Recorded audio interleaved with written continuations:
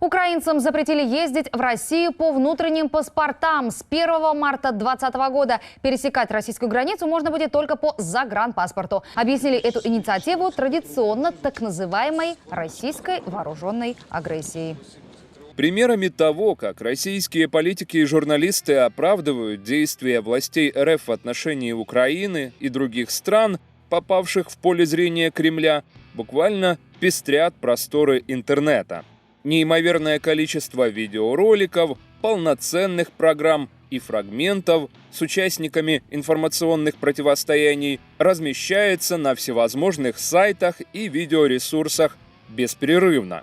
Русско- или украиноговорящие зрители преимущественно обращают внимание на творение кремлевской телевизионной фабрики. Напомним, операцию по захвату Крыма российские войска начали 20 февраля 2014 года, в то время, когда в Киеве на Майдане Независимости происходили расстрелы митингующих. Эта дата обозначена на медали, которую получили участники аннексии. Референдум, результаты которого не признаны ООН и ОБСЕ, состоялся 16 марта. Об этом на нашем канале немало материалов.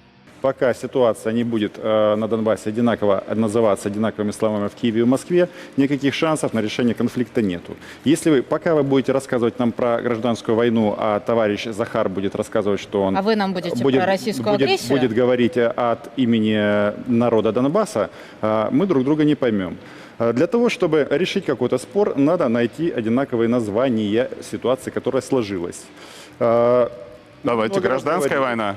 И вы говорите, что у нас гражданская война, а мы говорим, что это российская агрессия. Как это проконтролировать? Нужно, чтобы независимая сторона была во всех точках конфликта. Если будет установлен контроль независимый, миротворческий ООН, ОБСЕ плохая организация? Они границу не контролируют. А на границе они есть? И не будет обвинений по поводу российского вторжения. На сегодняшний день все идет к тому, что никогда мы не будем братьями. ОБСЕ стоят на границе. Ну что ж вы, на самом деле. Только два пункта. Россия контролирует 400 километров. Вот Роман, понятно. Роман, вы можете говорить сейчас о том, что выхода нет. Но я вам скажу так. Есть выход для вас всегда. Со средних веков мы не раз... Названные выше случаи высказывания в эфирах федеральных российских СМИ неприятных для кремлевской власти мнений единичны и, как правило, не остаются в памяти большей части зрителей, будучи раздавленными под прессом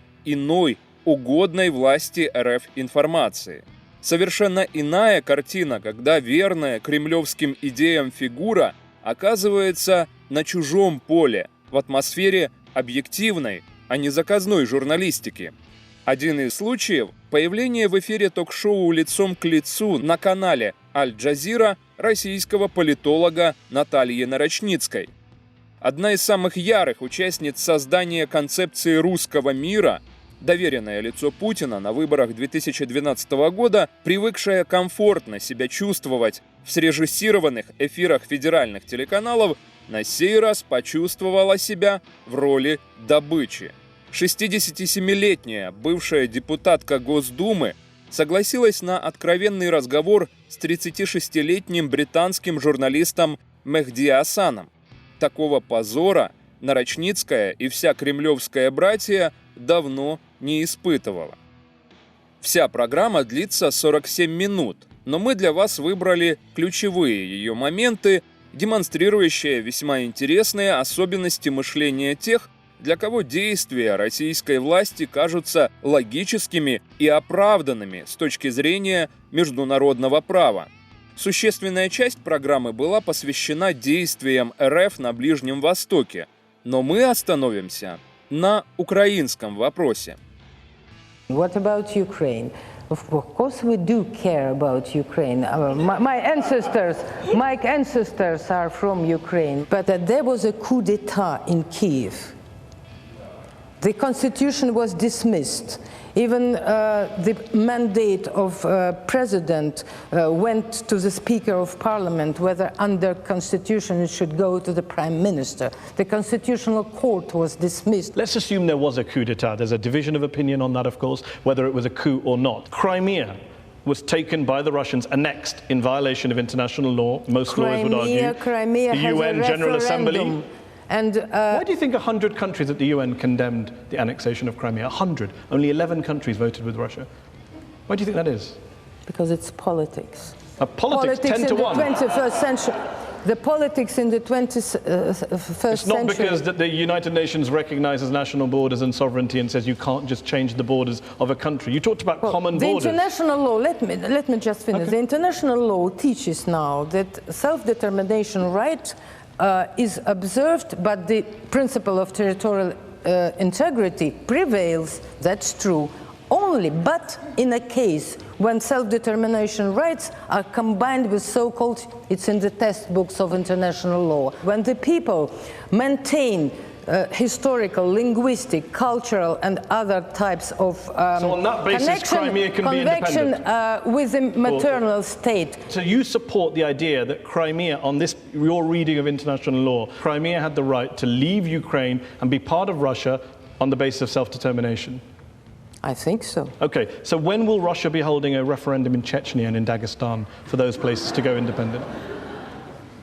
Let them do it. You're in support of that? You're happy for Chechnya to leave the Russian Federation and become independent or join another country? They don't Seriously? want it. They don't want it, but if they did, you support Chechen independence under a referendum in which the Chechens That voted yes. depends always on how the people's will is expressed. If it's expressed by the bandits and gangsters and criminals, because there were no bandits or gangsters in Crimea, were there? There were no men in masks. No. You just imagine those people But on if our there screens. are teachers, students, Wow. engineers, doctors voting calmly on their, expressing their free will, it's different. So don't make, Chechnya doesn't want to leave Russia. They now are After you bombed flourishing them more for than several any years and killed others. hundreds of thousands of people, I guess not. When Crimea was annexed by Russia, you said that for the first time in 20 years of political life, you felt happy. The West had pushed Russia into a corner, you said, and finally Russia has shown its red line. I'm just wondering, is the red line now fixed in place, or is it going to move geographically into other areas, perhaps in the region? That's it? Or are we going to see some more redrawing of borders in that area? Russia has proven through 25 years that it is ready and absolutely tolerating Ukraine's, floating this and that, under only one condition that was shown and obvious, that Ukraine doesn't enter NATO. Ukraine didn't enter NATO. Even in September, before the Maidan started, Russia has no idea of what then happened, etc., and had no plans. Ukraine did not enter NATO. It's the West who refused, who wanted to create from Ukraine a battlefield between East and West, and it's Americans. You don't want Ukraine Russia, to join NATO. in cooperation with Ukraine, is still a superpower, but without Ukraine, Ukraine as enemy, is no more superpower. Can I give some friendly advice to the Russian government via you? If you don't want your neighbor to join a military alliance, best not to invade and occupy part of that country, because the first thing they want to do is join a military alliance. Very good. Why are you so on the side of NATO? On the I'm Americans? on the side of NATO. Yes, of course. Maybe you should watch the show I did with the former head of NATO, where I put all these arguments to. In eastern Ukraine, are there Russian forces in eastern Ukraine? Not Russian forces. Separate Russians, yes, but not Russian forces. So it's different legally at all. So when a Russian... do you mean there are, squads on parts of the army with tanks crossing? Exactly what I'm asking. No. Okay, so when a Russian special forces soldier, Dmitry Shapnikov, tells the BBC that he and his fellow troops were in Ukraine, when captured soldier in Ukraine, Alexander Anatolovich, identifies himself as a Russian serviceman in the Russian armed forces, what were they doing there? Sightseeing? Taking a tour? It is denied. It is denied by officials. Do you agree with them? I quite agree, but I believe that there are some Russian soldiers, of course, and officers. I don't deny that. But legally, every country, when it's helping the situation according to the interest and according to the appeal, they do it legally correct. But it's not illegal for Russian soldiers to be in Ukraine, under any reading of international law. Was it legal for American specialists in all places where they have been? Was it legal for Americans to be in Iraq? No. Okay, Good. Back to the question. Was it illegal? Is it legal for Russian forces to be in Ukraine? There are no forces.